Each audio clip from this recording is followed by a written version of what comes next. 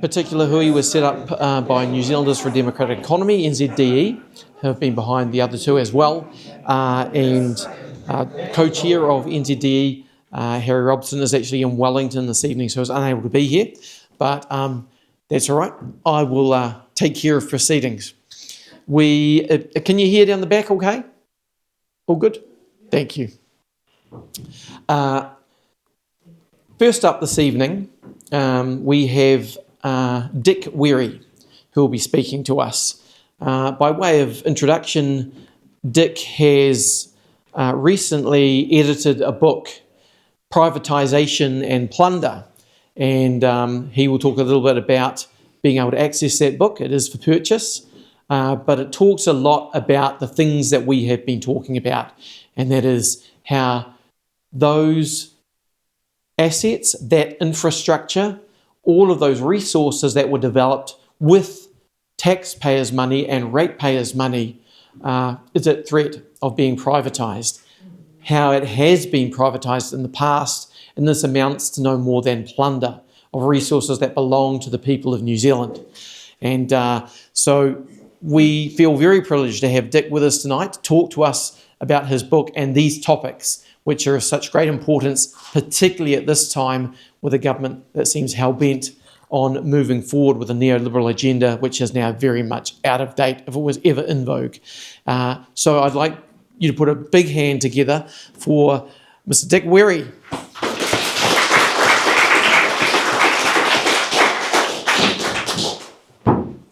Thank you very much.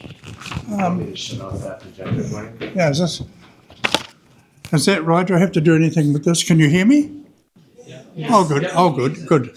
Thank you very much. I won't speak for terribly long because the speakers that are following me are far better at this business than I am, and I would prefer you to spend more time with them than with me.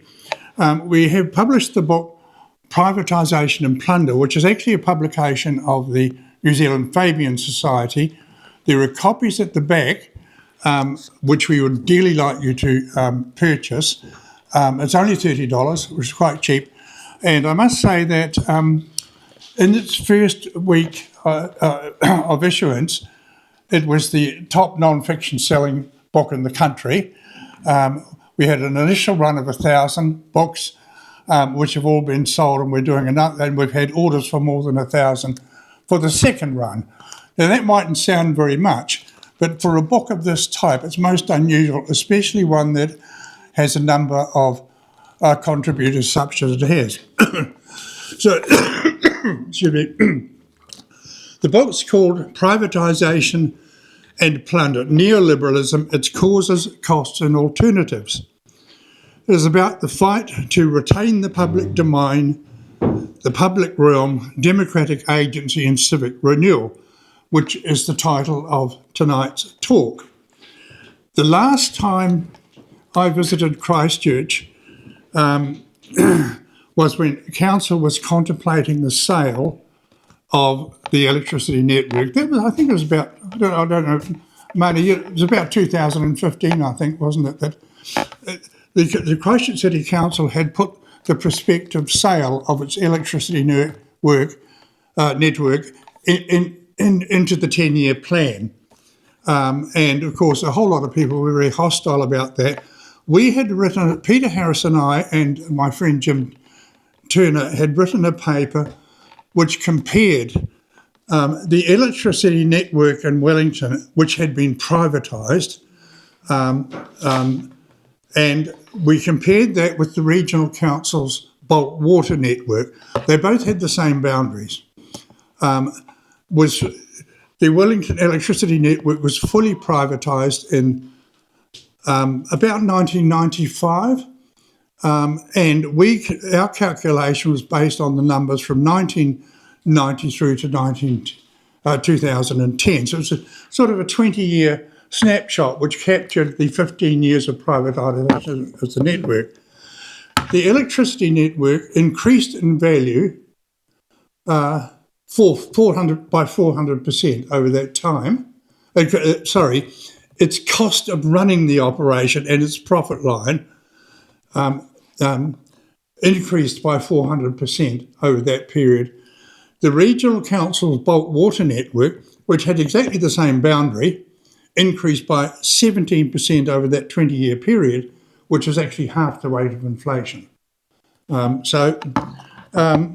Anyway, we spoke to quite a big gathering of people, and I think the paper actually went to the council, and they subsequently withdrew the prospective sale from the 10-year plan. So I guess that was something of a victory. And it's astonishing how often the politicians frequently talk about Christchurch as the, you know, as a Soviet that where all its assets need to be sold. And Christchurch City is constantly being urged to sell all its assets, but fortunately it has ignored all that. As a matter of interest, the local electricity networks, when they were publicly owned, used to contribute 14% to household electricity costs. Since they have been privatised or corporatised, and admittedly some of like or Christchurch is publicly owned, but since the time that they were separated out as separate corporations, they now constitute something like 48% of your power bill. Of course, previously it was strictly price control. They were not allowed to make a profit, and if they ever did, inspectors from the Internal Affairs would come down and chase it out. And the interesting thing is, for most of our history, the New Zealand Electricity Department has produced the cheapest electricity in the world. Most of that period, because the first power stations I think were built in the early 1900s, and right from day one they were publicly owned. When we presented our we presented our paper to the Wellington Fabian Society, and they were absolutely enraged. Where the cheapest power in the world was all going to be privatised. Why had our government privatised so much of our public assets in banking, insurance, communications, even though they had all performed reasonably well? We had no answer, hence we started working on this book. We wanted to find an answer to why all these huge and ruptural transformations took place. What was done? Now, I want to go on a little bit of a diversion and discuss how we might think about why all this has happened. I mean, it's been ruptural, it's been ginormous, and it's been outrageous. A very great man once said that all hitherto known history is the history of class struggle, which most of you will recognise as the opening lines of the Communist Manifesto.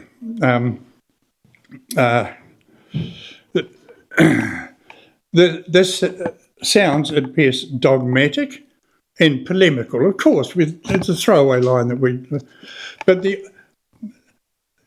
need to ask what the opposite of that idea is. That is to say, the material determination of history, as opposed what the opposite of that is that all hitherto known history is the self-movement of an idea. And there are only two possible options. One provides the prospect of a sensible and material analysis where you can actually find out what's going on, and the other simply does not. I'll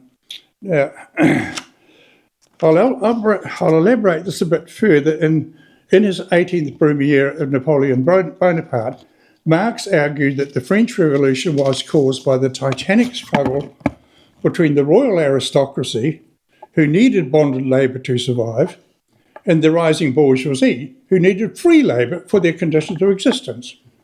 There could be no compromise, and the fight culminated in the French Revolution, and the Cromwellian period in Britain was very much the same. There was no point of commonality at all. They had to fight it all to the death. In a way, but the fight of the French Revolution was expressed in slogans: liberty, fraternity, and equality, all of which had absolutely nothing to do with what's going on underneath. And there's a certain parallel with the French Revolution when we try to explain the rise of neoliberalism, because no one knows what's going on. We hear these weird slogans coming out of these people from the ACT Party. The global financial power of capital has grown surreptitiously to an enormous level.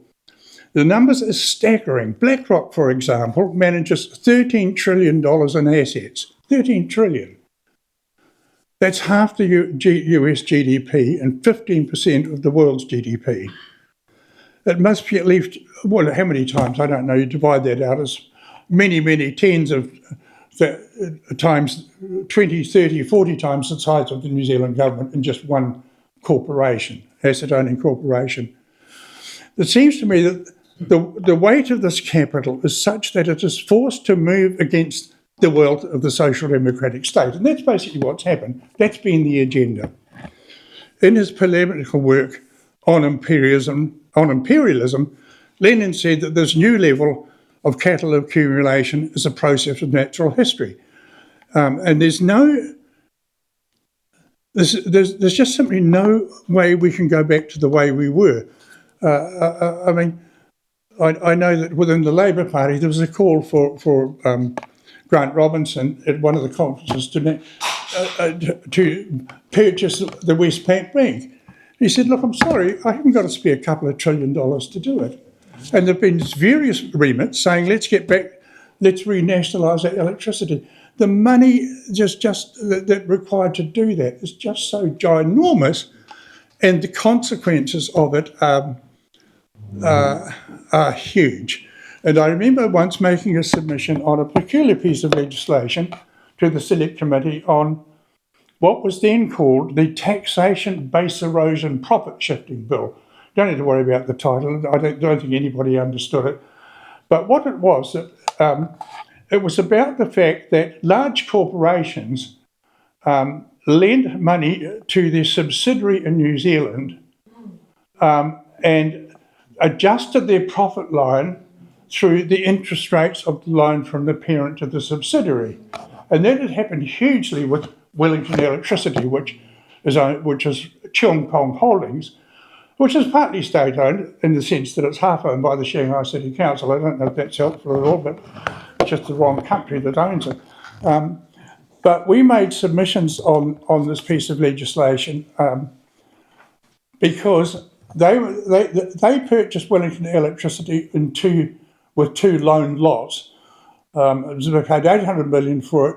One loan was at 8.75%, and the other one was 5.75%. And when you added the two up on their loan, it roughly got very close to the $100 million in profits that they were making, literally from day one. This proposed legislation was to say that that's all very well, but you must charge an interest rate between the parent and the subsidiary that relates to their credit rating.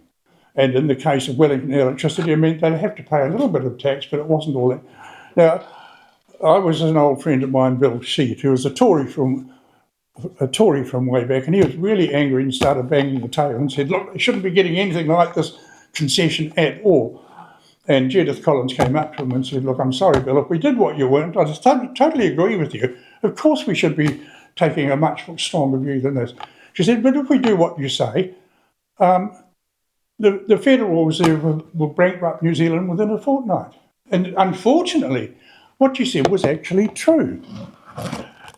But nonetheless, what I want to go on to is that the justification for wrenching these assets from the people with privatisation was all about individual freedom, prosperity, and the liberation of people from the draconian powers of the state. I think I sound a bit like Rodney Hyde.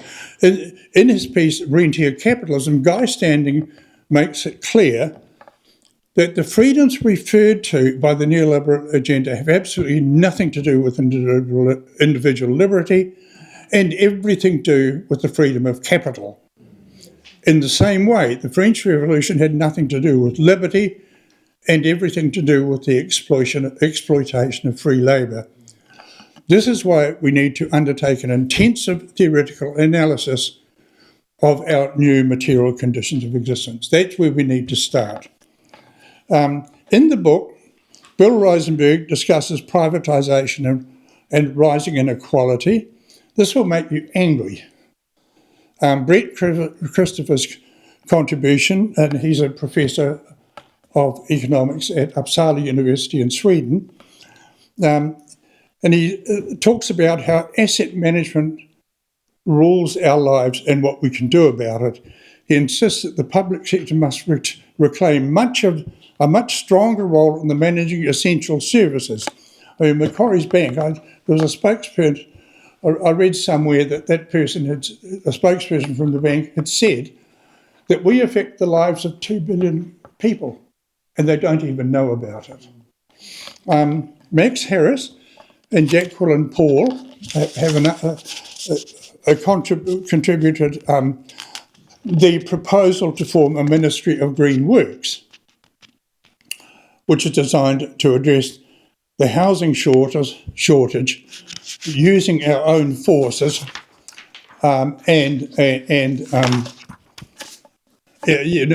basically for public housing. Also to train a workforce that could do that sort of to go some way towards recovering the prospect of a new Ministry of Works. Now that's actually sort of quite a feasible thing, and it's possible that this proposal to form a new Green Ministry of Works might become a coalition agreement between Labor and the Greens after the November election next year. Hopefully that will happen because, look, state housing construction stopped in 1900. It just stopped. It flatlined. It was really actually quite buoyant until then. They just didn't. And the funny thing is, within the housing area, the total value of the state housing New Zealand portfolio is $18 billion. The annual rent roll is $1.8 billion, which is a 10% return, which I think most private landlords would say that's bloody good, and they unfortunately, Treasury absolutely loathes and despises Housing New Zealand and says, oh no, the assets are worth 80 billion and the return is less than 1.5%, and therefore it's a waste of time and the government should be getting out of the business. But when you see that there is actually a prospect of making a profit from growing the housing portfolio for Housing New Zealand, why on earth can't they do it? Simply because they're absolutely a fixation on doing things by way of the market. The Max Rash book advocates decision-making through citizens' assemblies, which have proved so successful in Ireland on the abortion question and dealing with the question of Uber's right to exist in Taiwan. These were treated to citizens' assemblies, and good answers arrived from them. One was held recently, very successful in Porirua, organised by Helmut Modlink, and they came out with some very, very important understandings of the treaty and how we should be responding to it.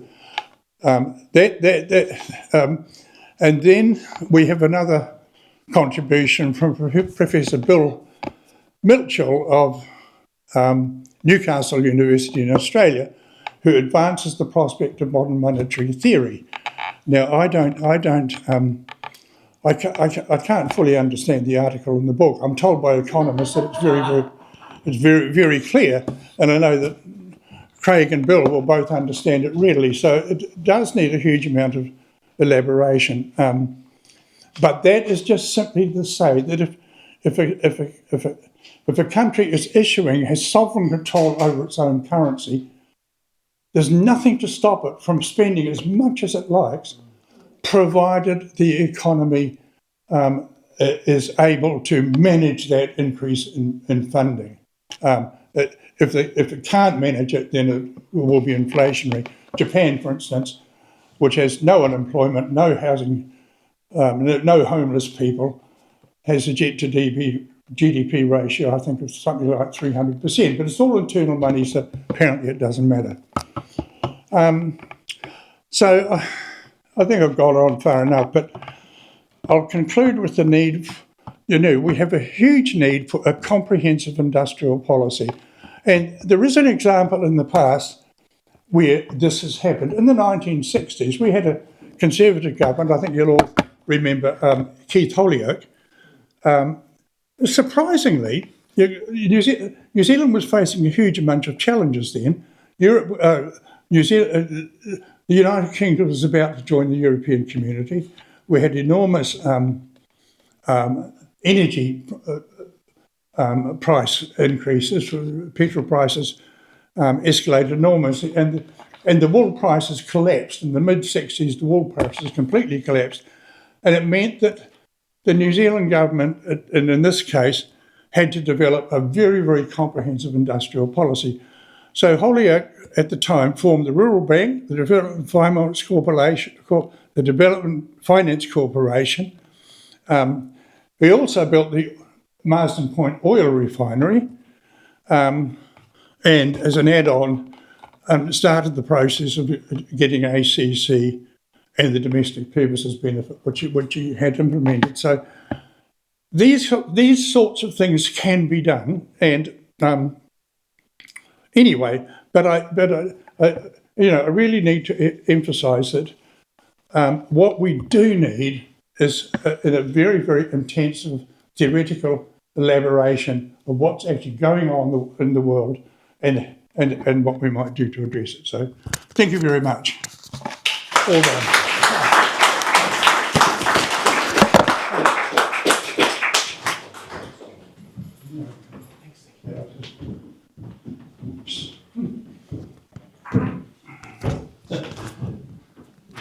Thank you, Dick. That was fantastic. Another round of applause for Dick Werry.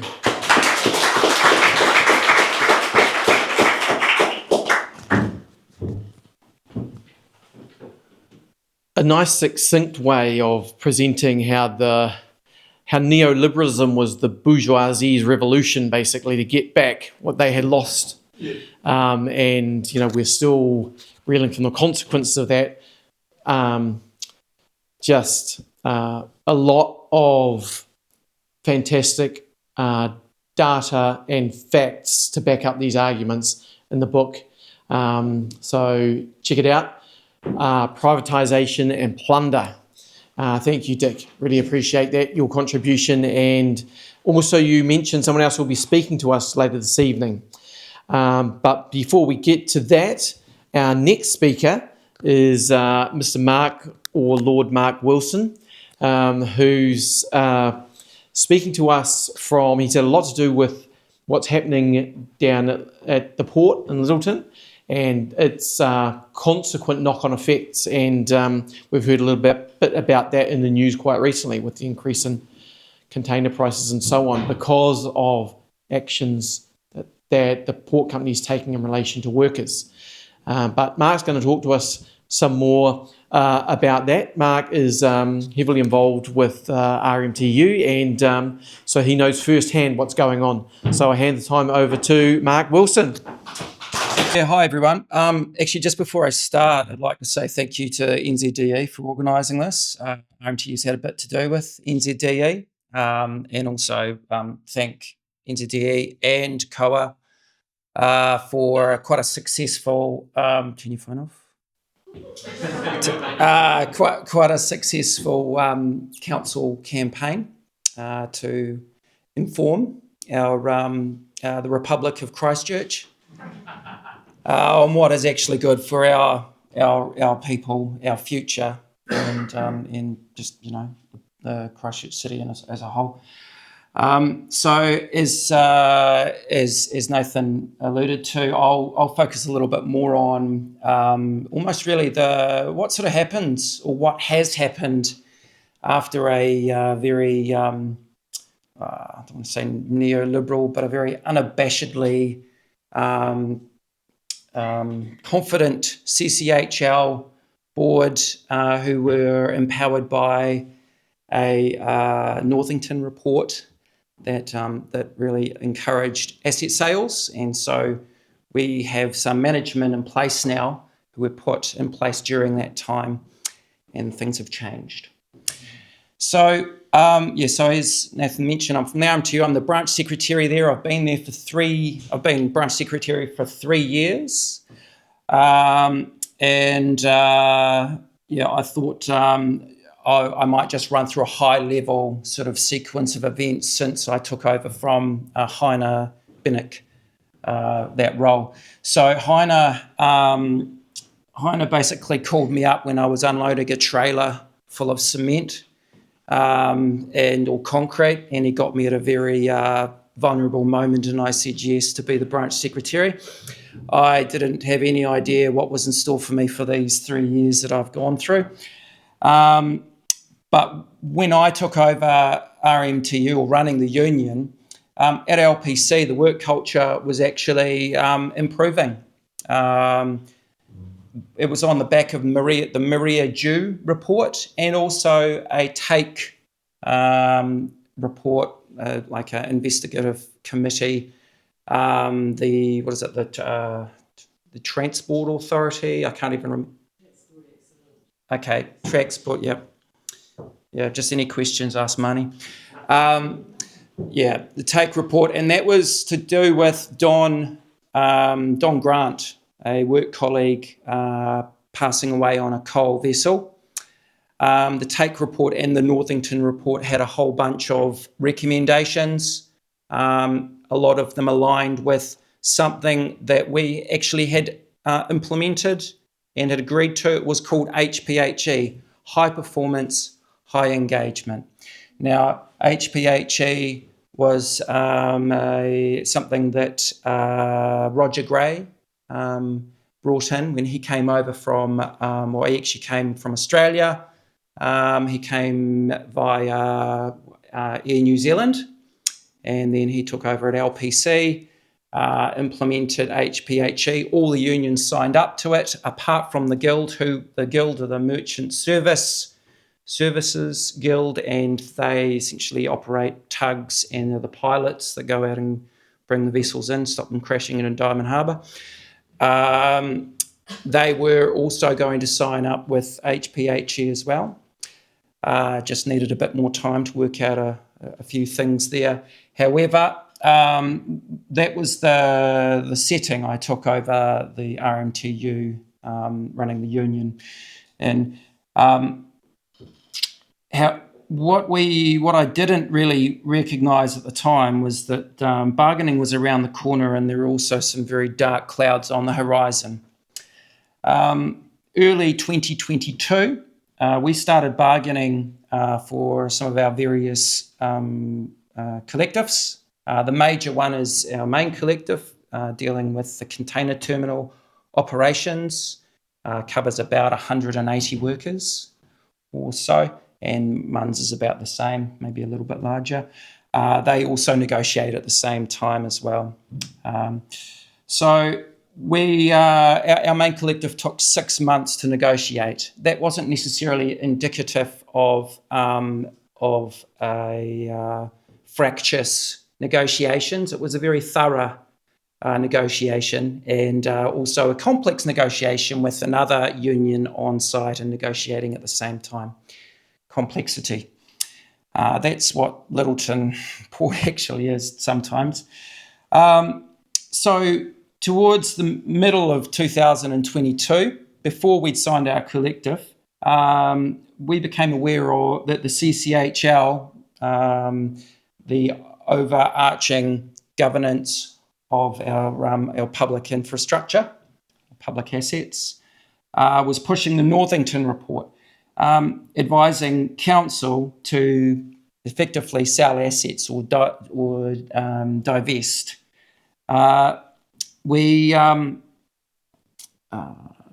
The report, unfortunately, really it included a whole bunch of stuff that was out of its brief, out of its scope. and quite unfortunately, when you label the workforce of a port inflexible, lazy, overpaid, didn't really appreciate it. But that's really what was in it, amongst a whole. And also remind them of what CCHL stated in their last AGM, which is that they expect partnership to be a method of operation. They expect the workforce to combine with management and actually make a change. So we will again ask him if he is prepared to change the course and come back to working with the unions and get the workforce back on site. So watch this space. That's it from me. Have a good night.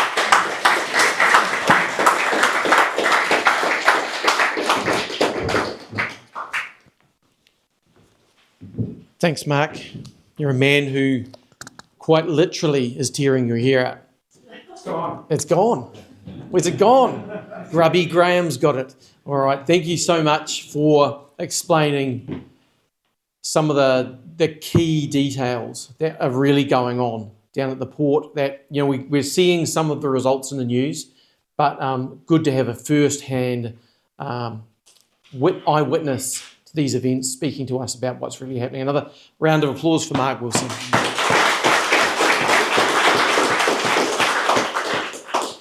The question we have to ask is, why is it so similar? Why are they singing from the same song sheet? And where does this all go? And who else might be involved? Good questions. Watch that space too.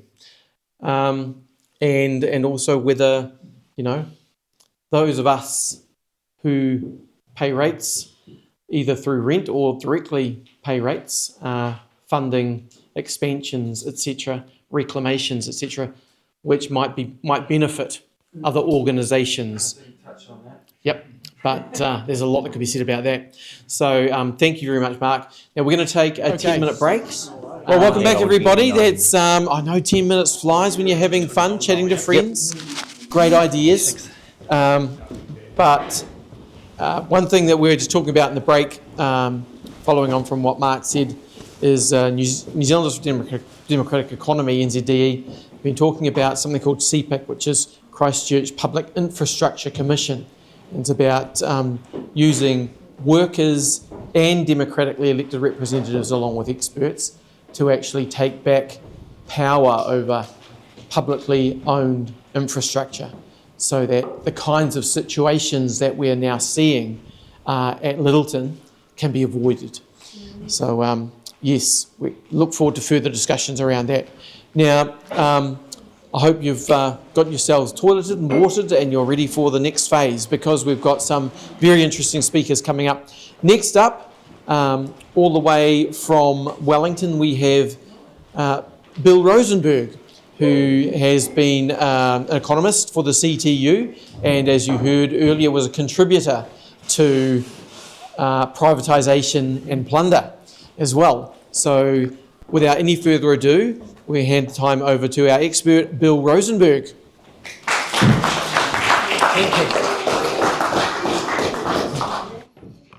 Okay, well, thank you very much to NZDE for inviting me to speak this evening.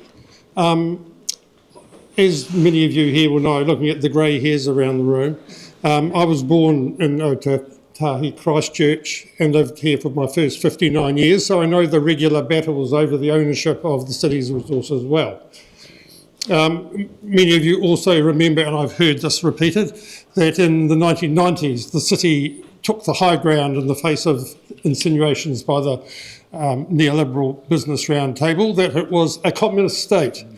The People's Republic of Christchurch, for being one of a minority of local governments which held on to its assets in the face of the national onslaught at both central and local level for the privatisation of anything that could make money for the private sector.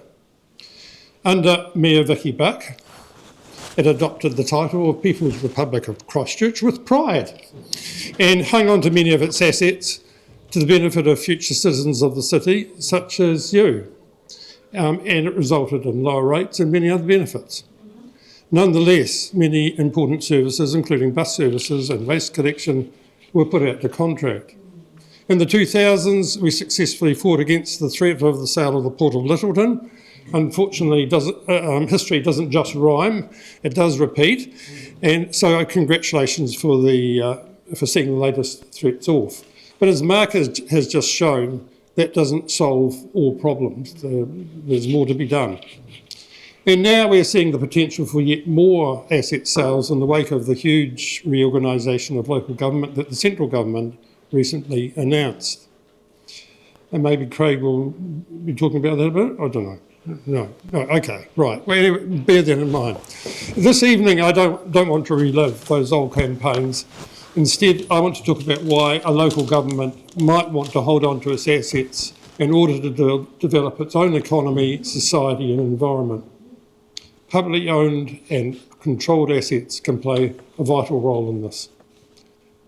New Zealand faces some stark choices. If we carry on with the current structure of our economy, too many jobs will be low paid, people will continue to leave for Australia and further afield, we'll be unable to staff our health and education systems at the levels we need for quality public services.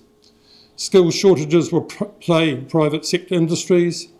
As the population ages, these problems become increasingly apparent, not inherently because the government cannot afford to pay for New Zealand's superannuation and the health needs of our older population, but because we're not producing the resources to both retain a skilled workforce and meet those needs. And politicians lack the will to redistribute the resources as they are needed. The economy in our society would be less able to respond to and recover from the shocks that hit the country, ranging from pandemics and earthquakes to economic crises, climate change and wars.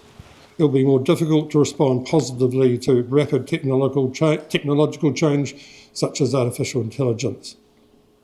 This is not only a national problem, but a regional one. Different regions will experience the impacts in different ways. All are anxious to maintain their populations and the attractiveness of their place as a place to live, to work and to do business. Christchurch is no exception and recognises it. Historically, like most regions, Christchurch has engaged in economic development activities to push against these trends. The Christchurch City Council had the Canterbury Development Corporation and now has Christchurch NZ among its arms.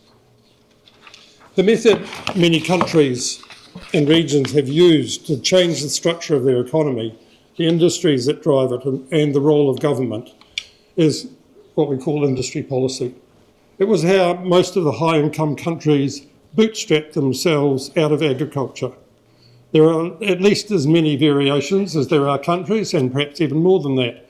But to be done well, the government takes a strategic view of what it wants the economy to be like, and is willing to get involved in changing the economic structure to achieve it. A strategic view means having a clear view of what you would like the future to look like, such as good jobs, high productivity, increased exports, environmental sustainability, and clear priorities to get there, what you will and you won't do, and encourage. Industry policy was intensely disliked by the neoliberal architects, and many economists and politicians still have that view. Opposition is rooted in the idea that the market knows best. But we know that the market, left to itself, will not only generate huge inequalities of income, wealth and power, it is likely to create an economy that perpetuates that situation I've described. Its vested interests work to keep it that way and have the resources to do that. The recent enthusiastic adoption of industry policy in many countries, including the United States, though with obvious differences between the Biden and Trump administrations, means that it's coming back as accepted practice. In fact, all governments have always done it, but often not very well. The current government is favouring the oil exploration industry with $200 million of investment, agriculture in many ways, including subsidising its methane emissions, the space industry and digital strategy. Nationally, we should adopt an industry policy approach too, but do it properly. The Productivity Commission, when I was there as a commissioner, laid out one type which it called focused innovation. with the primary aim of raising New Zealand's productivity. It involved attracting a large firm at the frontier of productivity and developing an ecosystem of smaller firms, supplying it and making use of its products in ways that spread the knowledge present in the firm and its workers to others. This would raise productivity and knowledge in many parts of the economy rather than leaving it concentrated in one firm. It was based on a study of how other small advanced countries, such as the Nordic countries, the Netherlands and Austria, have done it over many decades. Important features of all of their practices included that they took a strategic long-term approach, which was often maintained with some variations across changes in government. Often they had a high-level council, including people from business, unions, academia, and we would add Māori, who have the added value of often bringing a long-term view, and chaired by the Prime Minister or another senior minister, and that oversaw the strategy and regularly checked on its progress. At the industry level, businesses, unions, Māori and officials are given freedom to decide how to achieve change consistent with the government strategy. We don't necessarily have to take the large firm or industry-based approach. There are other ways to do it. One that has great promises put forward by the UK-Italian economist Mariana Mazzucato, which she calls mission-based. The government or city puts forward an objective that is needed for its community. It could be developed in a community-based process or in the normal consultation or political process. Then the government sets up a project which it supports to achieve that objective. It may involve research and experimentation and inviting ideas for new ways of doing it. All of that develops the capabilities of workers and firms. I'm in no position to comment on what the City Council's agency, Christchurch NZ, is doing, but I see it setting out strategies for the city and actions to achieve the objectives of the strategies. The methods used at a regional or city level need not be the same as a national strategy, but many of the principles need to be the same.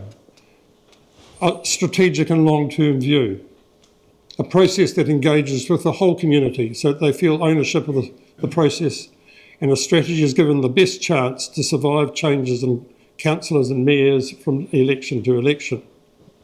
Participation, which draws on the knowledge that all of those involved can bring to the process, whether they be business leaders, unions and workers in those businesses, and the HPHE that Mark was talking about is an example of how that can be done.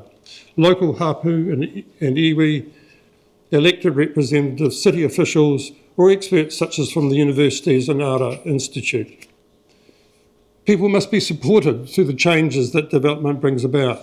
Much of that must be a national responsibility, but the city must be advocating for what is needed. It must focus and make choices, because a country the size of Aotearoa, let alone a city within it, cannot do everything. It must make the best use of the resources available to the city, including its educational, training, research and development institutions and capabilities, its geography and locality, and the physical resources in the region. And this is where the City Council's assets come in. It's worth reflecting on our history. In the development of Aotearoa since colonisation, government, whether central or regional, played a crucial and active role, developing industries and infrastructure. Road, rail, airlines, electricity, telecommunications, civil engineering and much more were carried out by the government until they were closed or privatised in the 1980s and 90s. They had created the basis for our development as an advanced economy. The history of Christchurch shows the same pattern. The City Council owned many of the assets needed for its development.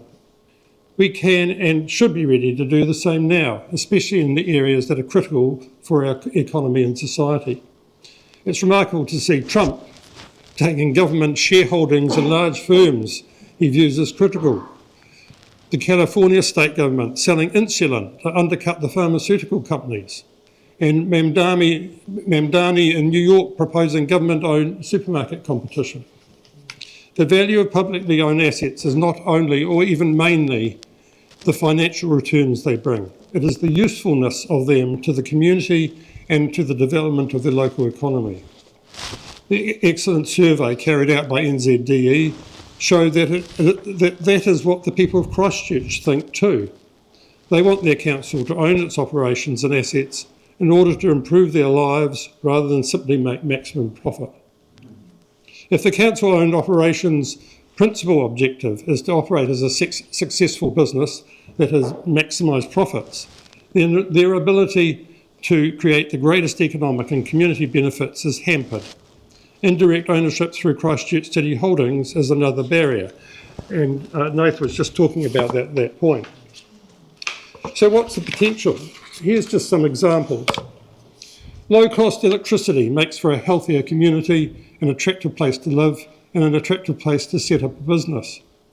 Christchurch owns its own lines company, Orion, but its commercial objectives and its limitation to owning the lines network gets in the way of using it to provide low-cost power. From what I hear, it does a good job within that straitjacket, but it could do so much more. The council used to own South Power when it was both a lines and a retail power company. It ran a commercial operation that kept down costs, but balanced commercial with social objectives. It did its best to ensure low-income people were not unduly disadvantaged and encouraged energy saving. There's an increasing movement for local power generation, which is possible using solar and wind power, and in some regions, geothermal. This would cut the city loose from reliance on the dominant price-gouging gentailers and open the door to lower prices. If the council fully owned its airport, then it would be easier to direct it to assist in aviation-based industries and producers for whom closeness to airport transport is a significant benefit. If it owns its own port, it can encourage development of industries near to it which need its facilities, and ensure that as far as possible it's providing the shipping routes that they need. In all three of these cases, it can make sure they're prepared for emergencies such as earthquakes and pandemics. If it builds and owns council houses, it provides work, puts downward pressure on rents, making Christchurch an attractive place to live, and ensures all Christchurch residents have their human right to healthy and warm housing. The city is unusual in owning its own fibre network infrastructure and enable services. It could use it not only to ensure residents have good internet access, but also increase its speed and capacity to encourage the development of digital-based industries and research institutions, and allow other industries such as advanced manufacturing to improve their technology and productivity. City Care gives you the ability to keep the maintenance and construction of the city's assets in-house, although I understand it's not actually doing that at the moment. That is important for many reasons. It provides good jobs, it relieves the city of the costs of expensive contract negotiations and tendering exercises, and paying for the profits of contractors. Just as importantly, it retains skills and expertise. These can provide the basis for in-house innovation, but they can also mean that if the city does contract out some projects or functions, it has the expertise to specify the contracts and oversee them to completion. Otherwise, the council loses its ability to effectively oversee the letting and performance of contracts. Wellington City scandalously experienced this loss recently when it found that its Three Waters operation, Wellington Water, had virtually handed over contracting of its activities to private contractors with little supervision.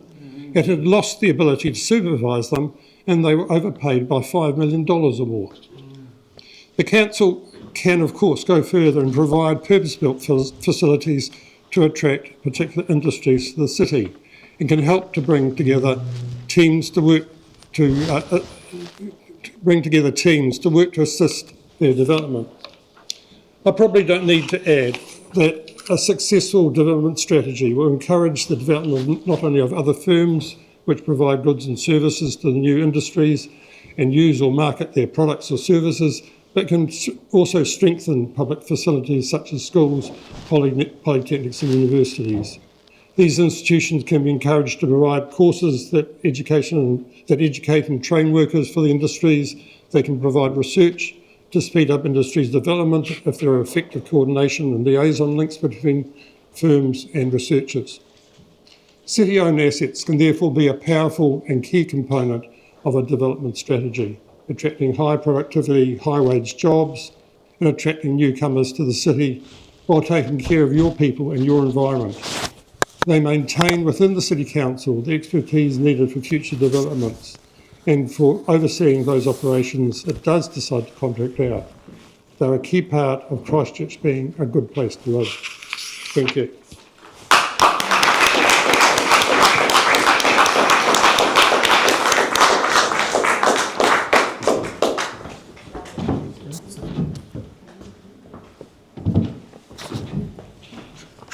Thank you, Bill. That was really valuable. There's so many good arguments there for maintaining control of public infrastructure. That was really good. Another hand for Bill Rosenberg.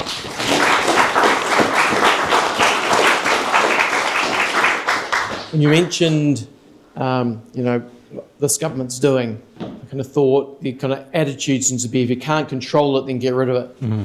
And of course, we've seen in Canterbury what happened before when they decided to get rid of a democratic elected regional council. Simply unceremoniously removed them, and as a result, we have very little swimmable waterways in Canterbury anymore because it's become a massive dairy farm. Thank you, Bill.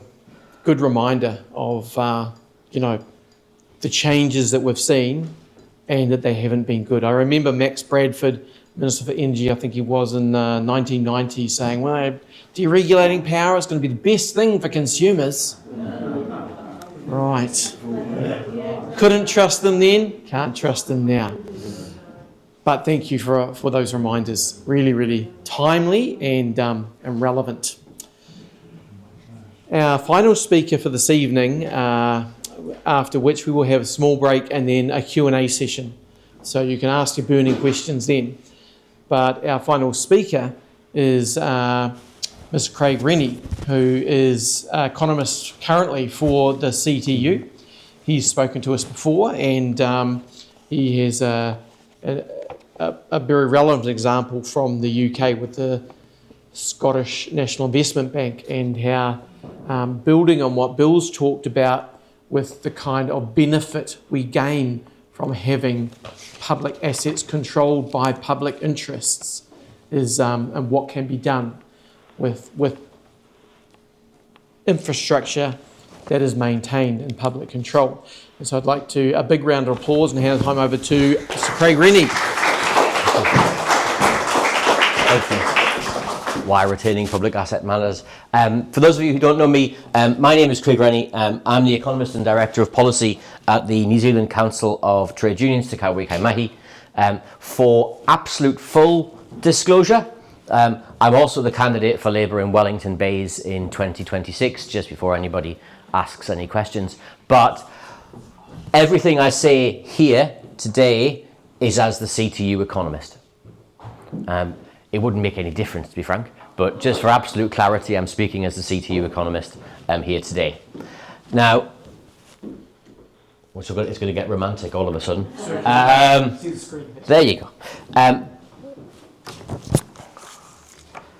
So first of all, can I thank the organisers of the event this evening, NZDE, for their help in getting me here, RMTU, as ever. It's a pleasure to work with you again. One of the benefits of coming last is that you get to agree with all of the speakers. In particular, can I agree with the policy of renationalising our energy owners, which is also helpfully CTU policy. The job of doing this is made immeasurably easier when you're prefaced by the economist and director of policy at the CTU who came before you, in Bill Rosenberg. So thank you, Bill, for your speech and for your contribution to this conversation, not just today, but over many years. I know you've held this conversation. Now, the ownership of public assets in New Zealand is an issue that matters deeply to our country. It's an issue that Christchurch understands, perhaps more so than any other city in Aotearoa. in the importance of public institutions and strong public institutions and resilient public infrastructure. You all know what it means when essential systems fail, and what it takes to rebuild them, because you've lived that. So today I want to talk to you about why retaining public assets is not just a matter for Wellington or for what happens in the Treasury or in distant boardrooms. It's a matter that affects every household, from Rangiora to Rolleston, from Littleton to the central city. And in my view, there are 5 reasons, and we'll go through them, why, but each of them has a particularly special significance for Christchurch. The first one of those is long-term income. We often hear this phrase: we sell some assets and we get some quick cash. We get a fast injection of money. You may have heard the phrase, we'll build a fund. Now, we've heard that in Wellington. I've heard that in Auckland. It's almost as if there's a bunch of consultants going around the country selling the same fund over and over. Oh, there are the same consultants going around the country selling the same fund. But here in Christchurch, you know in particular that quick fixes rarely solve long-term problems. After the earthquakes, we didn't rebuild by selling everything off. We rebuilt by investing in the infrastructure that would serve generations to come. One of the many reasons why the great city that I live in, Whanganuiatara, is quite so broke is because our water infrastructure makes very regular public appearances on the streets. Where Wellington is known as the Venice of the South Pacific, but not for reasons that you would otherwise think. Helpfully or unhelpfully, an earthquake or two has solved that problem in Christchurch, but as we did that by investing in our public infrastructure, not by selling it off. Now, when public assets are held in public hands, the income that they generate stays local. And for a region like Canterbury, this means more funding for the essential public services that you want to support. Selling these assets means losing that income forever in the hope that alternative investments generate a similar or better return. Now, let me give you an example of that in real life. Who was here in 2012 when Bill English decided to start selling off the electricity providers, and he invented a thing called, stay with me, the Future Investment Fund. And the Future Investment Fund was going to recycle those assets into other things that we thought were important. Schools, hospitals. And what do all those schools and hospitals not do? They don't generate an income. So we were selling income generating assets, and we were buying assets that will cost us money in the long run. Now, I know Bill English did his Masters in English Literature, not economics, and the current Finance Minister did her Masters in English Literature, but perhaps it's time we had somebody in there who could count. But in terms of that, we created a Future Investment Fund. $4.5 billion was generated at that time from those assets, and inside 4 years, that money had gone. Disappeared. Hands up if you're feeling the benefits of that electricity sell-off in your last power bill. Anyone? Do you feel back on track yet? So, the final question I've got for you there is, so when you sell these public assets, the profits don't vanish. They simply go to private shareholders, many of whom may live overseas. If they were such bad assets, then why are private investors so keen to own them every time we try and sell them? Cantabrians understand this, that we know that the best investments are the ones that keep paying you back year after year after year, as your public assets do. If they aren't working as you want, which is often the criticism that gets levelled at public assets, oh, they're lazy assets, they're not doing what we want. You know, we can do better. You know, we can take that money, we can invest it elsewhere. That's not an ownership problem, that's a management problem. If they're not working as you want, change the management. Don't change the ownership. You're just selling a thing so somebody else can manage them better than you and make a profit, and you lose twice. So that's issue number one. Issue number two is fair access for all communities. Christchurch is a city of very diverse communities, from the Port Hills to eastern suburbs, from expanding satellite towns to long-established neighbourhoods. Equitable access to essential services in this city is not a nice to have. It's crucial, and as Bill has talked about, it's crucial to economic development. It's crucial to new jobs being formed in the city. And we've seen across the country, not just in Christchurch, but across the country, what happens when communities are left behind. I spent much of last month in Tokoroa, which is not only seeing OG close, it's seeing Carter Holt Harvey close. It's going to lose about $90 million and about 400 jobs a year in wages. They're already losing their young people to Australia, and that workforce is taking their redundancy check and going to the Gold Coast, which makes keeping the assets in that city, in that town, harder and harder and harder. The public assets get more expensive to deliver when you close these things down. So private companies naturally focus on profit. That's not wrong. That's just how business works. Publicly owned companies allow us to focus on the delivery of services on issues such as equity and outcomes, not just shareholder value. And think here of the recently cancelled metro buses that exist. Now, we've seen about 12 of those buses closed, but many more buses are running to suburbs where the passenger volumes might not justify the current route on a purely commercial basis. Think of the projects like after the earthquake, the stabilisation of Lyttelton Port, which might not have happened if it was a purely profit-motivated exercise. And so what makes much of Christchurch livable would not simply exist if we relied upon a pure profitability measure. Public assets guarantee service, not just to the most profitable neighbourhoods, but to every neighbourhood. I was actually just chatting earlier about a French example where in France, the ownership of refuse is run at the arrondissement level, so the very, very street level. And the city of Lyon has 17 arrondissements. And about 5 of these are very wealthy. And about 10 of them are very poor, banlieue. And they don't exist coterminously. There's a lump over here and a lump over here and a lump over here. And the 5 arrondissements that are very wealthy, all of their refuse trucks work together. But it means you've got empty refuse trucks travelling through the city of Lyon to get to the wealthy area to pick up waste, to then drive to the other wealthy parts of the city to pick up their waste, and ignoring all the waste on the way through. Because the wealthy areas don't want to share the costs of running waste services. Here in Christchurch and across New Zealand, we solve that problem by making it public. And everyone benefits and everyone pays. And it's a much more sensible system.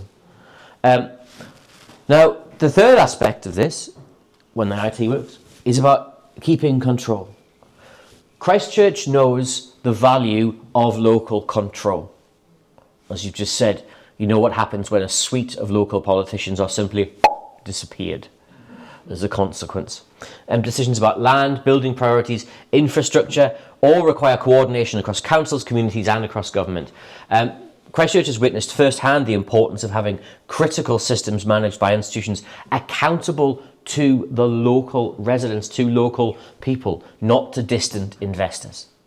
If we lose ownership of essential assets, we lose control of the decisions that directly affect the region of Canterbury. Water quality and management is just one.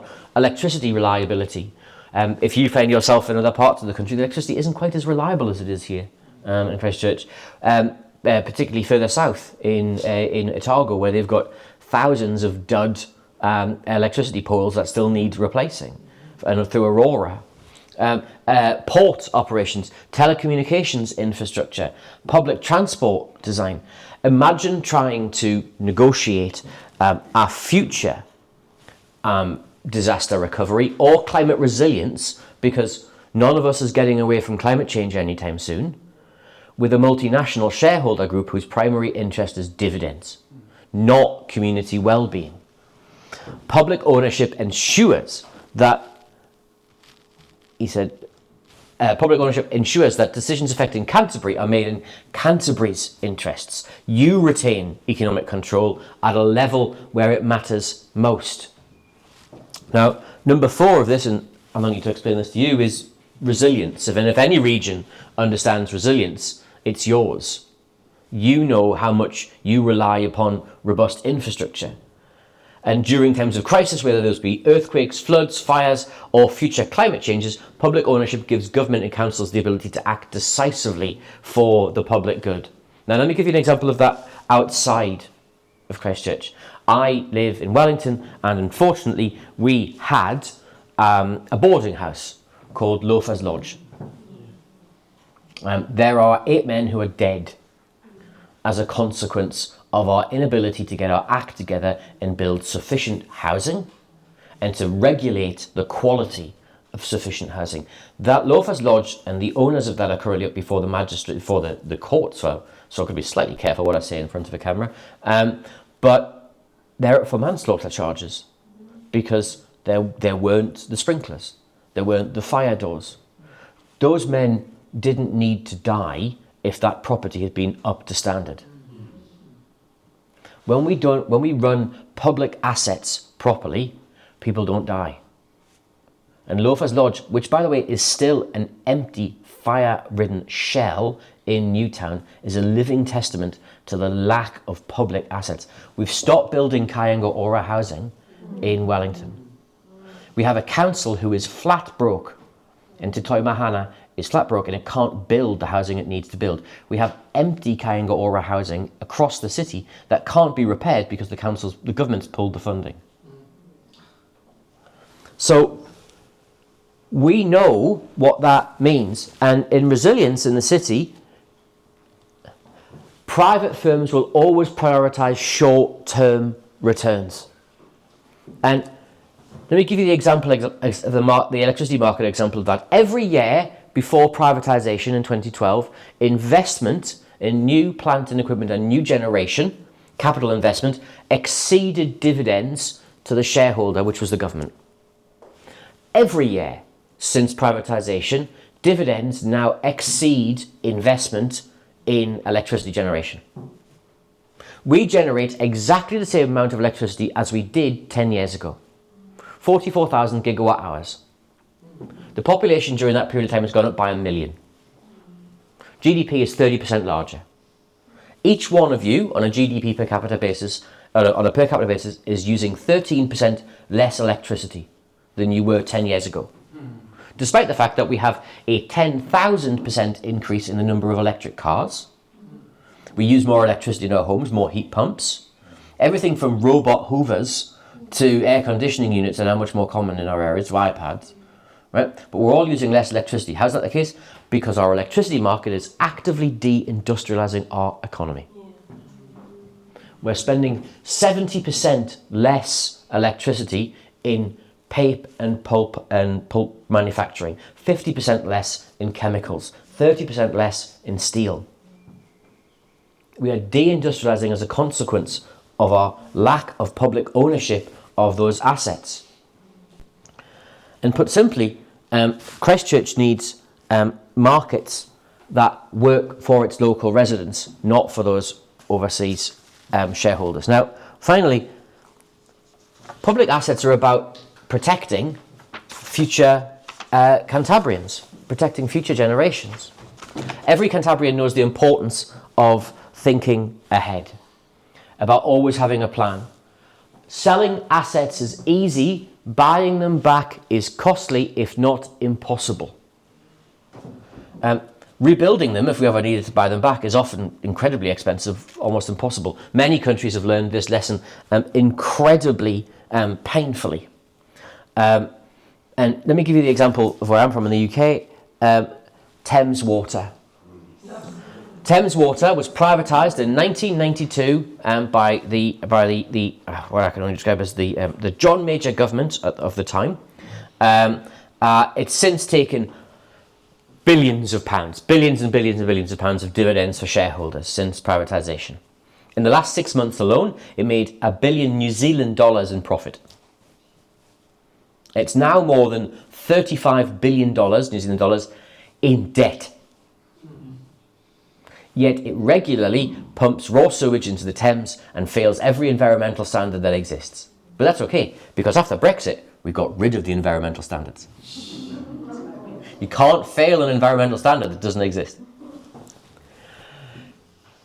It now looks very likely that the government is going to be forced to renationalise Thames Water in a fire sale. And when it does, it will take over the liability for all of its debt. So we sold it for nothing. It gets to extract billions of dollars. It does the exact opposite of the job we asked it to, which is to provide clean water. And then we buy it back for $35 billion. How is that, how, in any country apart from the world, if you had described a fraud, I would go, yeah, exactly. So, future generations in Christchurch will face challenges we can't yet see. Technological, environmental, economic. The least we can do is to ensure they inherit a city and a country with strong, publicly owned systems that work for them. Put it more simply, some of our biggest firms in New Zealand, Air New Zealand, Zespri, Fonterra, Fletcher's, were all at some point in time either publicly owned or operated with a public purpose. Now they're making fortunes for private ends. Where we have Fonterra selling off its brands, its food brands, to a French conglomerate. A public company would have thought about the long-run value of those. It would have thought about how the R&D that's being lost. It would have thought about how we as a country are going to pay our way in the future. It would have thought about the export losses. Instead, we're deindustrializing, and we all lose as a consequence. That's not what stewardship means. Stewardship means owning assets gives you control over your future. It allows you to help manage economic change, as Bill quite rightly said, in ways that don't allow the costs of that change simply to fall on those with the least ability to pay.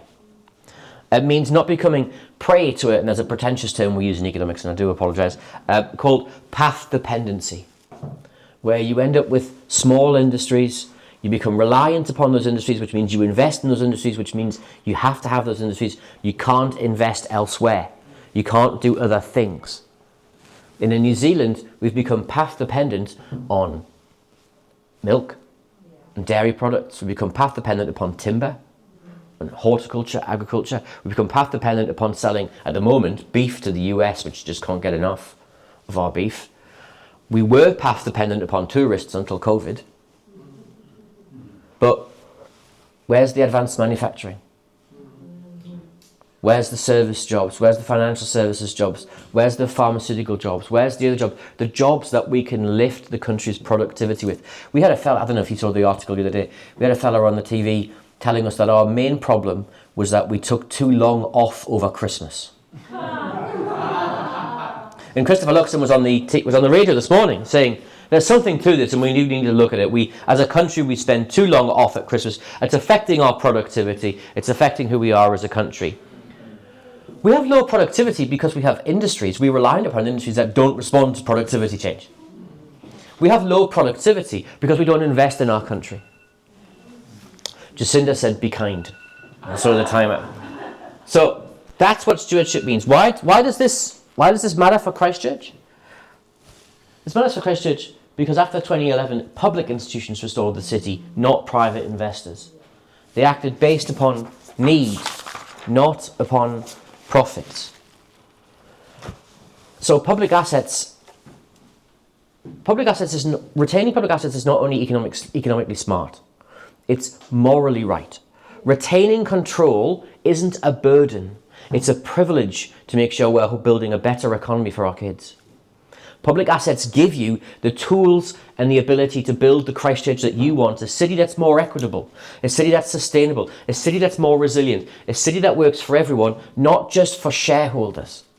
Because public assets are not just simply the things that we own.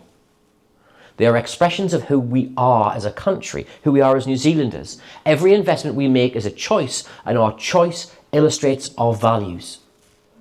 Don't fall prey to the same mistake we did in the UK with local authorities, where we sold everything.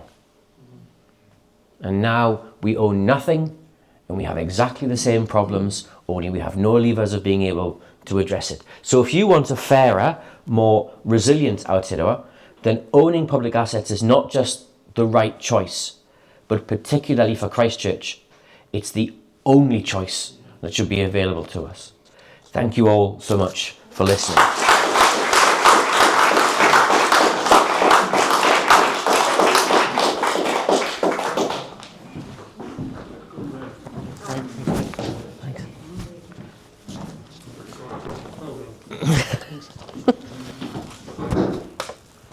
I love the perspective.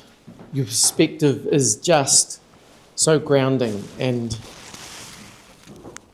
the whole idea, when you sell something to get some quick cash, how are you then going to pay for the things that you need to pay for that was paying for? It's a basic question, but it's a really relevant question, and one that every New Zealander, not only Cantabrian, should be asking the upcoming election next year. Well, thank you very much, Craig Renney, and another round of applause, please.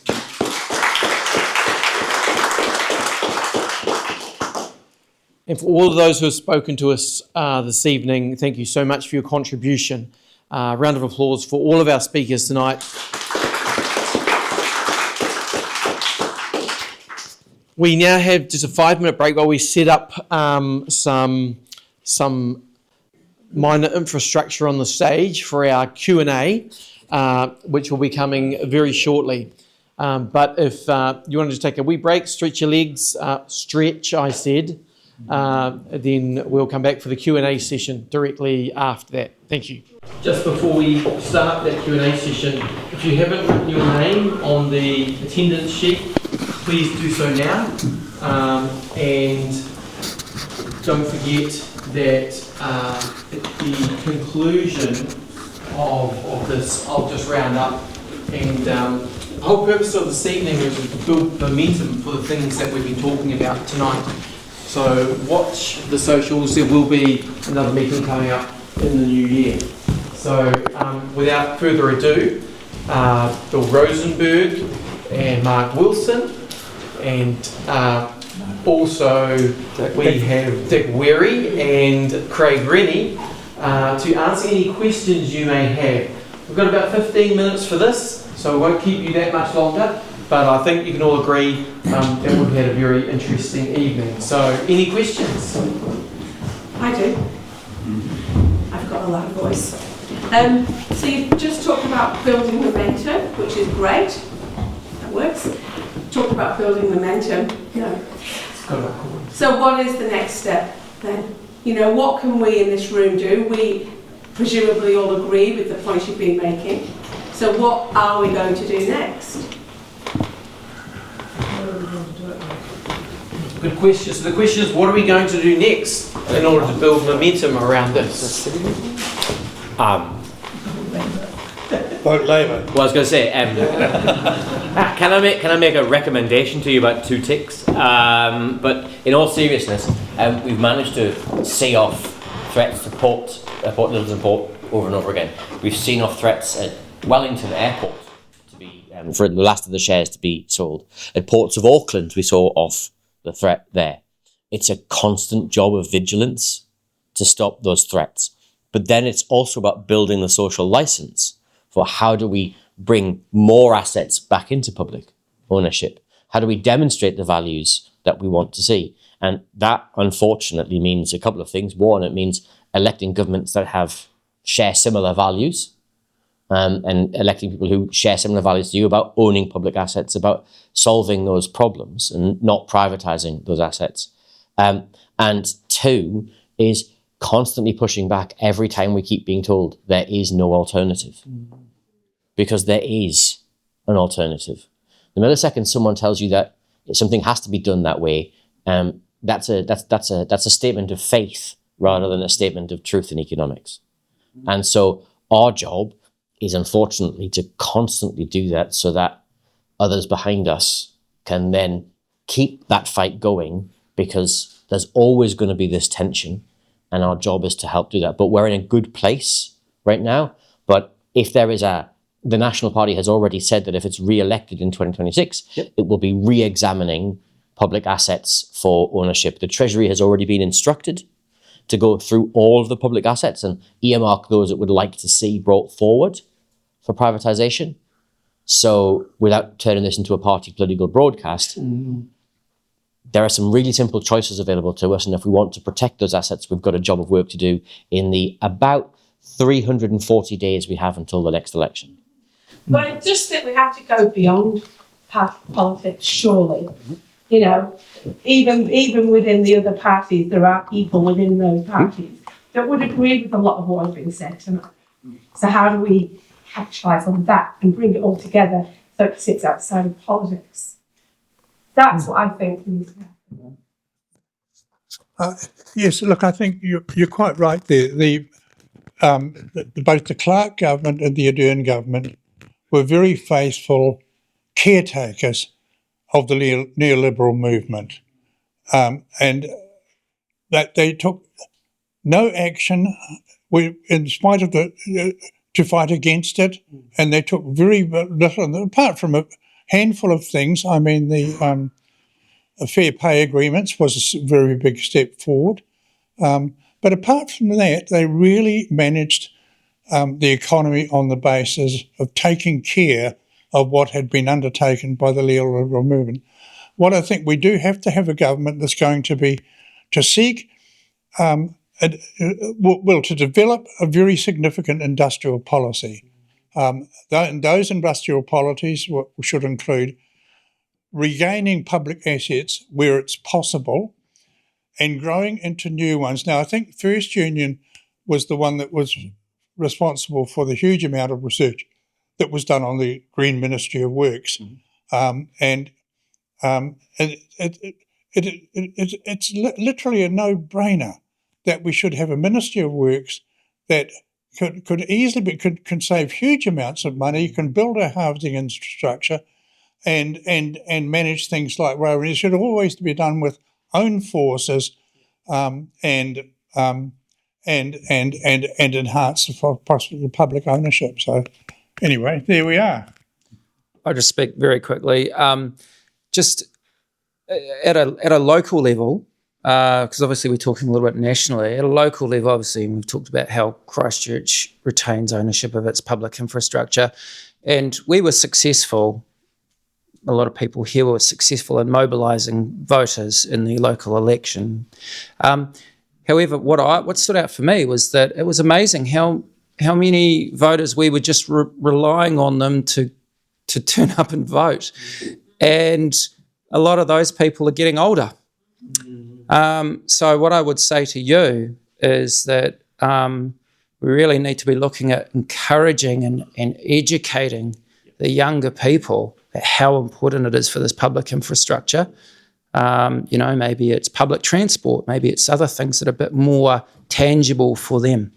That's what I would really focus on that. And also, from a union perspective, we're going to be holding the boards accountable, and potentially we might be trying to do that through a council process. When we do that, we'd certainly like the support of Christchurch to be in behind us, because obviously we're fighting for conditions, but behind the scenes, we're fighting for public ownership and control of our ports. At the risk of repeating some of what my wise colleagues here have said, when you vote to get a more sympathetic government, and that's only a first step. And Franklin Delano Roosevelt said to people who came in to ask him to do something, he said to them, "Yeah, I agree with that. Now go out and make me do it." And that's actually the key, because whoever gets into power, they will be under constant pressure possibly from Treasury, but from endless streams of vested interests knocking constantly at their doors. Anyone who thinks they can make some money out of privatisation and contracting out will be knocking on that door and either promising making promises they can't keep or threatening. And so the pressures are just endless. They're not just at election time, though. They just go on and on. And so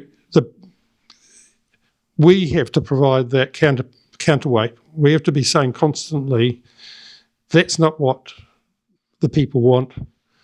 Those are stupid decisions. We don't bound to those vested interests. Go the way that we know is right.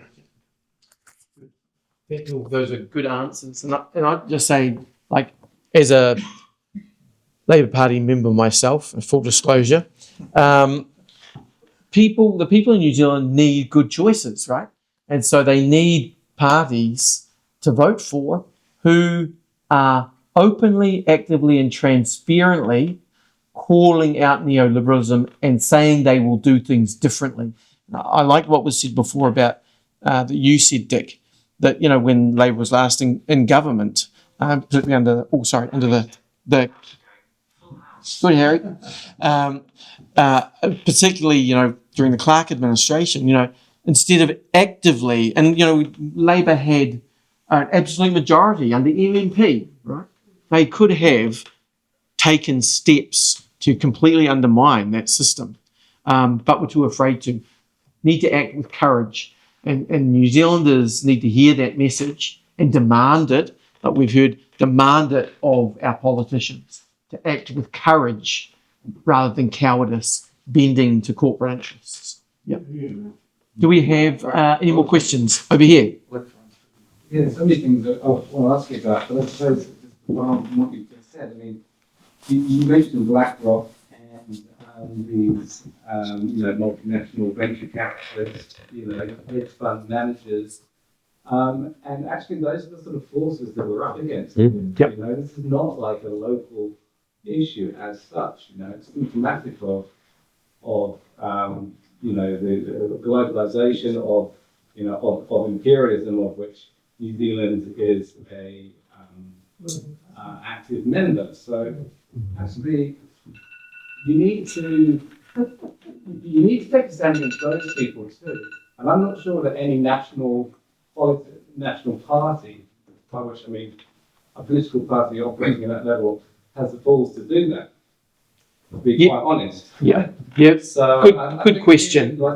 We need a new party. Is electoralism even the way to go with this? My argument would be probably not. I have no faith that Labour will stand up to the international powers that be, because they ultimately are part of this political system that is pulling the strings that bind us all. So, not really a question, but I think that I understand. Yeah. I think that we need to get probably a little bit more serious and hardcore than just voting. Yeah. I was going to say, I'm already reminded of, I think it's Warren Buffett's famous quote, that in the next life, he didn't want to come back as a wealthy man, he wanted to come back as the bond market. When he was asked why that's the case, he said, everyone's frightened of the bond market, right? And and so at a national level, you know, that's one thing. The challenge here is that many of the most insidious forms of privatisation are going to take place at local authority level or a regional council level. What regional council? You know, well, the one that we, you know, until we have the amalgamation of local authority groups. Brief diversion. I used to work for a rather grandly titled Association of North Eastern Councils in the UK. It was the forerunner to the regional assemblies that never went anywhere. And ANEC was 26 local mayors all meeting in the same room to make regional decisions. I worked for them for 3 years and we made no decisions at all, full stop. Because there was 26 degrees of hatred going on from every single mayor hating every single other mayor and thinking every single other mayor was trying to screw each and every other one. And that's what you will find in these new regional amalgamations.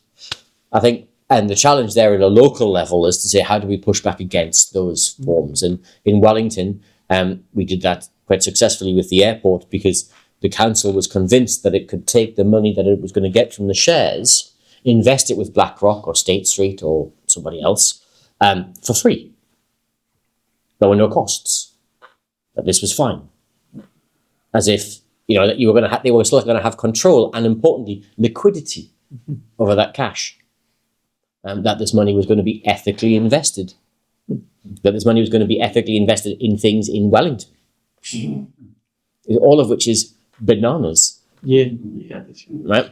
So, we have a constant job work to do. At the national level, it's a different story. But at the local level and at the regional level, there will need to be a constant pushback against this, because at a national level, you don't think you have any power. At a local and regional level, you absolutely have no power. You are a price taker from those sorts of organisations. And that's something we're going to have to constantly watch against. And that's not a party political point. That's actually an administrative point. Because councils of all political types are going to get lured into that notion that if they sell public assets, put the money in other things, they'll be able to keep rates low, they'll be able to deliver services, and all the evidence from history tells us that's not the case. Yeah, we should be. We should rightly be concerned, right? We're familiar with Nazi Germany and the Japanese in World War II. Well, the reason that though the leaders of those nations rose to power was because of the deals they either had done or had been done to them by other nations, which led their people to becoming impoverished. And as a result, it just took one charismatic leader to say, oh, I will change that around. We've seen that in the United States, right, with Donald Trump. I'm the answer to make us great again. It's all it takes, right? And you get some very scary outcomes. And we don't want to go down the road where that's where we end up. But that's where you end up. In the United Kingdom at the moment, you're seeing riots in the streets, right? But they've been caused ultimately by going down the same track. It always ends the same way. And we don't want that for New Zealand. And so we have to talk to our friends, our families, social media. If any chance we get to get into the media, one of the things I was very excited about NZDE over this Littleton thing was we managed to get some good newspaper coverage of that issue, and we put it on the agenda for the local body elections in a way that it didn't really come up in other places in New Zealand to the same extent. And that's just because of a few people being willing to exercise their voice and some meetings like this to get that word out. So sometimes you look at it and it seems impossible, but sometimes you can. All it takes is to get over that middle line, and then it grows momentum by itself. And so often we don't need to do a lot to achieve that. Well, hands everywhere. We're actually out of time. One more question, but who's going to get that question? Who's got the biggest voice? Throw it out. Throw it out. Someone. All right. The man with the orange. Here we go. Oh, okay, there's that point and that point. I've been involved in three. My name's Murray Horton, campaigning against foreign control out here. I've also convened to keep our assets.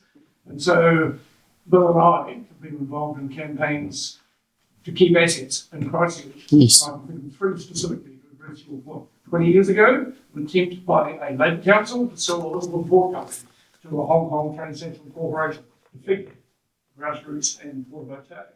10 years ago, the Darrell Council tried to sell City Care to a French water transnational, Veolia, defeated by a grassroots campaign and the council's own funds.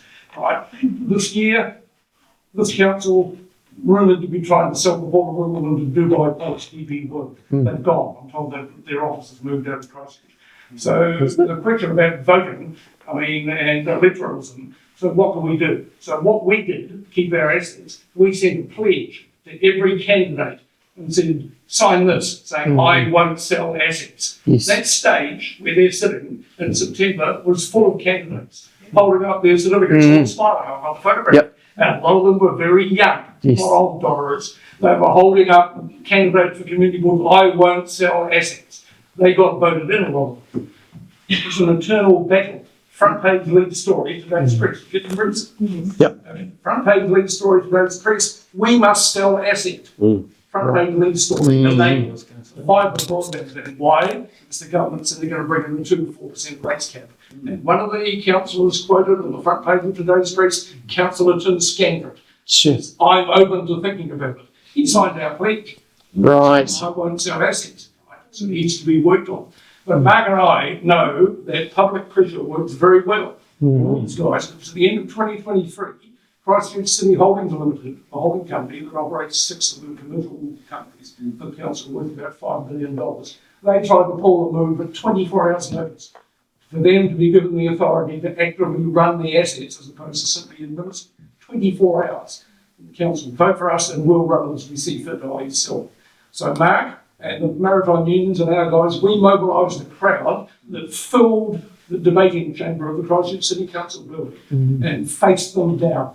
And as repeated in the front page of today's press, they voted 8-7 not to go down that route. The intense disappointment of the capitalist class of Christchurch and the Christchurch Press newspaper, they voted 8-7 not to proceed at 24 hours notice. At the beginning of this year, Kawa Keep Our Assets, we had a delegation to go and see the mayor and a delegation to go and see the chair of Christchurch City Holdings Limited. We said to the mayor, why do you agree to steps? And he quoted in reply, because if we don't, every 3 years you guys put a rocket at us. Okay, that's what Call Me Phil Major said to us. Right. Yeah. And just to finish, I mean, the point I personally made to both those CEO of CCHL and the mayor was we need to think about assets in the same way as the biggest public asset in Christchurch. And they said, what are you talking about? And I said, think about it. What is the physically biggest public and oldest asset in Christchurch? And they said, what are you talking about? And I said, Hagley Park. I said, the whispery old bloody top-hatted chauvinists who founded that 180 years ago had no idea what they were bequeathing to the city, but that is the biggest public asset, so big that everybody just takes it as part of the furniture. On every metric, including money, the Electric Avenue bloody festival is going to bring 90,000 people into Christchurch, apparently, and I'll hear every bit of it where I live at. Right? I mean, so in every metric, that is the most successful public asset in the city, and it's just taken for granted. So we need, and we said to the mayor, he said, look, it's pretty, what the fuck are you talking about? You know, because there's so much taken as part of the furniture. So there is our approach. At the local level, I mean, the central government keeps trying to push. I mean, forcing local governments, regional councils to sell these things at the local level, because Christchurch people have fought back and not rolled over and died, unlike in other parts of the country. We have kept our assets, right? But it's a constant battle. Yes. Thank you.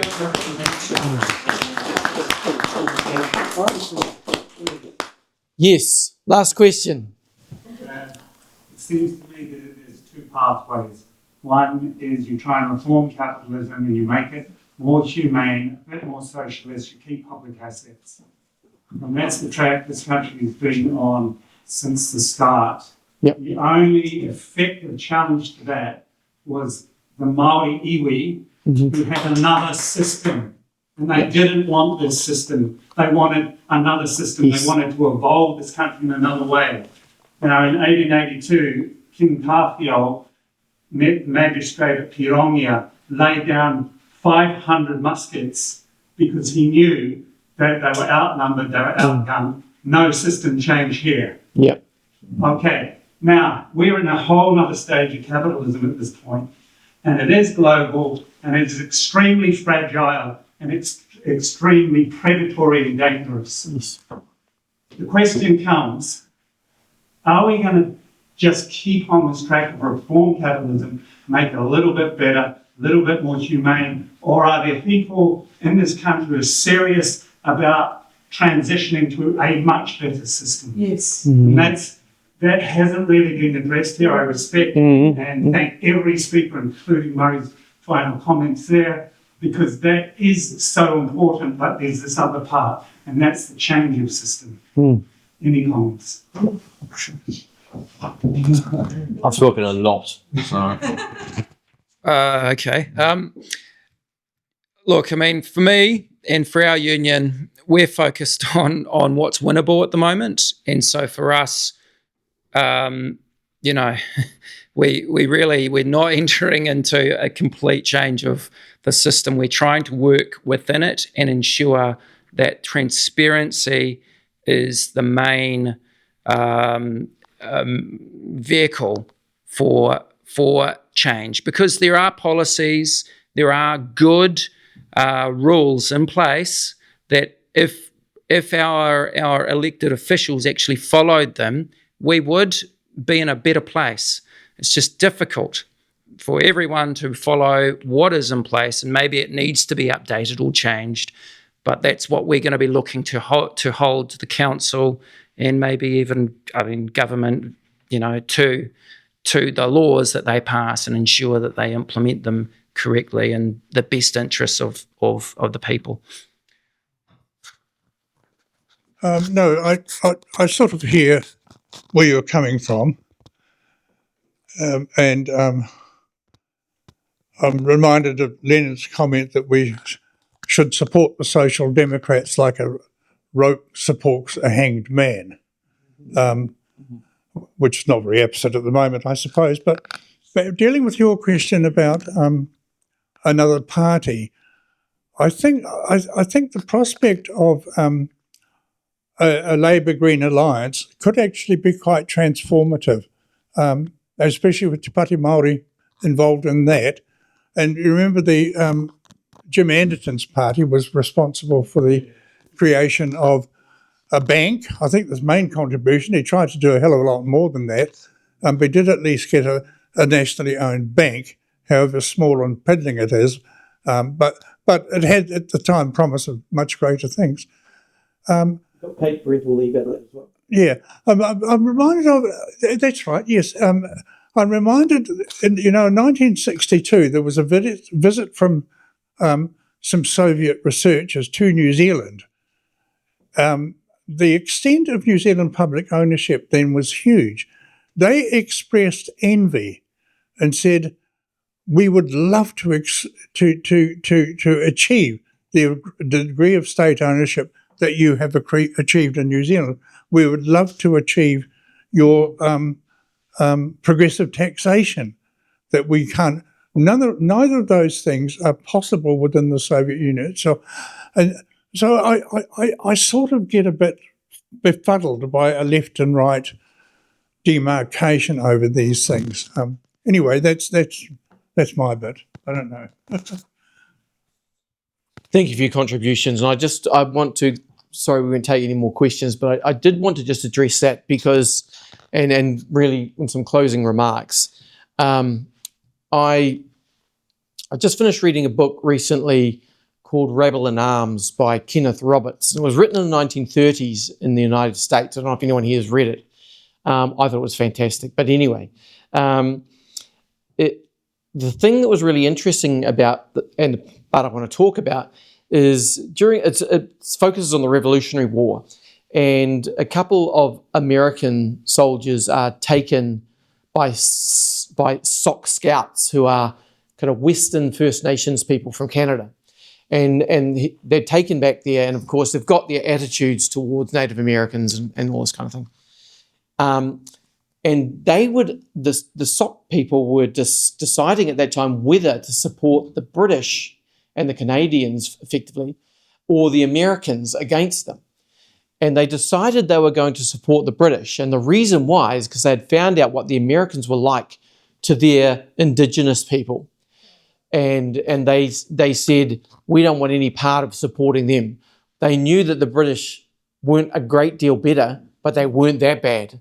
And the chief gives this speech, which I just love, and I want to kind of close with that.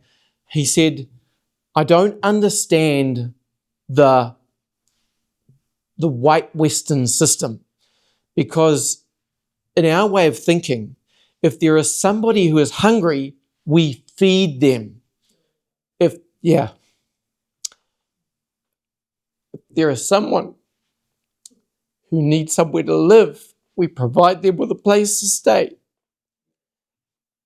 If there's someone who is sick, we support them. If there is somebody who needs something to do, we give them a job.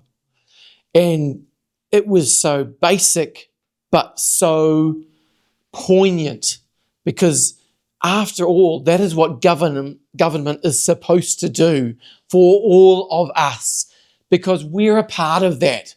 That is what democracy was supposed to provide. Those basic things, those human needs. But now we're fighting about the sale of water that we need to survive. You know, electricity that in a cold island like the South Island, we need to survive. And I think, you know, your question is absolutely relevant. I thank you for introducing it at the end. I believe that Indigenous systems all over the world take care of these things when, you know, capitalism has distanced the systems that should govern adequately from the people it needs to provide for. And so thank you for your question. But that's really what we've been talking about tonight. And I want to thank Craig Renney, and I want to thank Bill Rosenberg and Mark Wilson and Dick, yes, and also you, Dick Werry, so much for your contribution and for your book, for all of you reminding us that we don't need to be passive recipients of the crap that is dished out by a neoliberal system, or however it's rebranded by tinkering with the edges. We need a revolution. That revolution doesn't need to be bloody, but we need to be engaged and involved enough to say we want it different and demand that change. And in whatever way we are able to do that, I would encourage everyone here tonight to do that. Thank you all for your attendance. Thanks for coming, and thanks for being a part of it. Until next time, Merry Christmas.